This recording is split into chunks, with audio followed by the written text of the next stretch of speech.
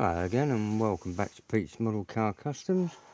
It's my second video for the couple of days, but it seems to be the way I'm going at the moment. A couple of vids and then off for a couple of weeks, or a week, I don't know. I've got a little bit of an update and another shout out. I don't really need shortcuts to give a good channel a shout out, just good modelling. And this one's to Kyle D Hart, at RKD Scale Models, and I'll leave a link to him in the description below. He's been doing some tremendous little races in the last few weeks. He's new to the YouTube world, but seems like a really nice young chap. I know he works nights, so I don't know whether he'll see this or not till tomorrow or something, but I'd like to give him a shout out and try and get a few of you people to go over and sub him. He's really good. I'll don't know whether you can read that down there on my famous notepad. Kyle, RKD Scaleworks, his channel's called, but I will leave a link in the description. Today's video is really about a bit more scratch building. I just need to move that over a bit. And a sort of tip on a tool I was using the other week, which was adapting hypodermic needles to make welds. And following on from that, I just wanted to show you that I mount them in old brush handles to make an actual usable tool rather than just holding the hypodermic, and then I can write on them what size they are as well in lettering I can read. This one's, as it says, a 0.7mm hypodermic needle with the end changed to a C shape, which I very much doubt on this one it will show up very well. Might do, might do. You can see the tip of it there. I've filed that back, and as you file it down from the actual sharp point of the needle that would go into your skin, you'll end up with a C shape along that top edge, and it's good for making, as I was saying, weld beads. Maybe if I pull out the other one here, these are the main two sizes I use. This one's a 0.9. Like I said, mounted again on an old brush handle. So if I can bring that up. The idea is, as I said in a previous video, I either use them in filler or in chemically softened plastic. I mean, you can use a bit of stretch sprue and soften it in thin glue, and it will detail a weld pattern in a C scallop, as I did on the A-frame for the Mercury pickup. I quite like how Shawn over at Scale Model Car Guy channel calls it a Mercup. And also another handy thing is stretching sprue. This sprue is from an Airfix, possibly MPC in the States kit. I think it was an old Tiger in 1/72nd, but you get this hexagonal shape sprue in some of the older kits, and if you stretch that, it will still stay in a relatively hex shape and make nuts from it. Very cheap solution to small nuts. Working down the taper or varying heats, you can make this thinner or thicker. If you heat, say, this area again slower and pull it slower, it will make a thicker cord that you can make bigger nuts from. But mainly I've been, as I was messing around doing some scratch building the other day, I've, let's turn that around, made this up, which is a very small trailer for the back of my Mercury. Well, for anything really, it's just a handy little sized trailer that I've detailed because the donor model wasn't particularly good. And as you can see by the side, the toolbox is from the 34 Ford again, and so is this bottle jack, which is still covered in chrome. It has a nice bead of, needs a bit of clean up around the seam, so I'm going to dunk that to clean it all up. Bring that back round there, seems to work on there. It's got quite a nasty weld seam, but the easy scratch build is I wanted a more substantial one, so I've made this one and painted it up. They're quite easy to make, again using pieces of sprue, a couple of punched out discs, so it's scratched. Look, I haven't bothered painting the bottom of it. Piece of tubing, just little bits of odds and sods, bit of tubing there for a extended handle to carry on making tools for the old garage. So over here is the actual trailer itself, and I'll just, there goes the lid, but not the box. Good fit in there. So I will adapt that to, well, it just snugly fits in there.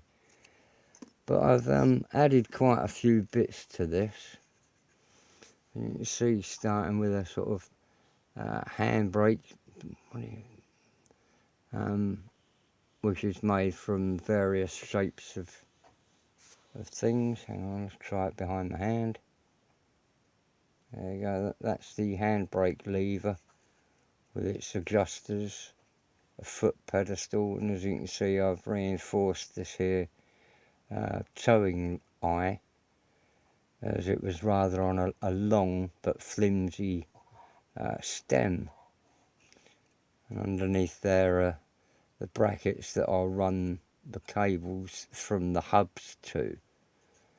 Along there on the mud guards, I hope you can see just in there, are nuts added from the stretch sprue I've just shown in a bit of 2mm channel to make mounting brackets for the mud guards. I'm also hacking up these reflectors because they were plain, and I'm trying to get a diamond pattern on them. Give it a go. A diamond hash panel that I'll change to red and yellow. Red ones on the back. Come on, sort it out, mate. There you go. Cross-hatched across the reflectors. And there are the weld patterns up the side that I've chemically made. This was quite a soft plastic. So just applications of glue, and then using the tools, I've put some weld beads up there, either side. I've also added stretch sprue nuts to those. Give it a minute, to all the let's move around. Right, to the leaf spring mounts on the insides and outsides of those, as they weren't any. So I've done that as well, and just a handy little sized thing. Over here we've got quite a variety of sizes of trailer, and I wanted a little one to just throw a few bits and bobs into. I've also added, it's going to go out of focus again, isn't it? Come on, come on, come on, come on. Down in that corner I added a piece of stretch sprue, and then added weld detail into that. Zoom into that corner.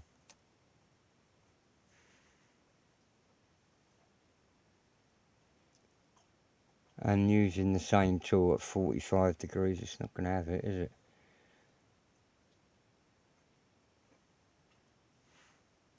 Using the same tool that I've just showed you, the hypodermic needles, I was able to detail all the way around. The other thing is filling of the ejector marks down there. With a punch tool, I punch out discs of styrene and then put some thin glue into the hole and lay the disc into it, and then hit it again so as I'm softening the punched out disc instead of using filler. I'm using styrene to fill these up, and there were quite a few of them. Some of them I sanded out, but the others I've filled using that, using discs. And also on the wheels, I've added a bit of wheel back detail for my handbrake cables, and a pivot point for the little, I'm taking this as little drum brakes. So I've glued the wheel halves together, used a piece of half round there, with a couple of little buttons there. I don't know what this will show of that. I stretched a piece of screw, buttoned it with heat to get a domed end, and then when I fitted it, that left me a little stem, which I then heated again to draw the button head back down and give me a sort of double button looking thing there as the pivot for the drum pads inside, you know, the brake pads, brake shoes, old fashioned. So I've done one left-handed, one right-handed, and they'll run into that underneath, you know. Trust me to pick up the one I didn't lock. Like I said the other day, I don't have rolling wheels, so I've locked that down, but that will go in there, run the cable under, and hook it all up again to the little adjuster points that I've put on the back of there. Come on. It's all with little offcuts and stretch sprue. Apart from these bits of channel, the rest of it was just offcuts. That one there being an offcut of an I-beam, just a thin slice, which I'll run this cable over to there. I'll get hold of the other end of it, and then bring it around like that and trim it off at the adjuster. It will make a neat little, if I can just put the other wheel on,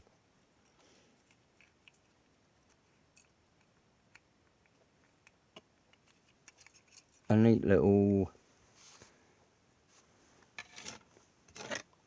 trailer to loop onto the back of the Mercury, like that. Well, it's not a massive, the only ones I could find really are car towing trailers, and don't always need a great big car towing trailer on the back of it. So just a neat little one there. And the other thing I add all the time, of course, down there is yet another piece of sprue to make a valve, a tyre valve. And that's what I've been tinkering around with today, as well as trying to adjust the height of the Mercury, the A-frame, and settle that all around before I take it all apart again and paint it. Anyway, like I said, check out RKD Scale Works, Kyle over there in Indiana or Iowa, I don't know, somewhere in the near Midwest, I think. Apart from that, best wishes from jolly old England. Bye.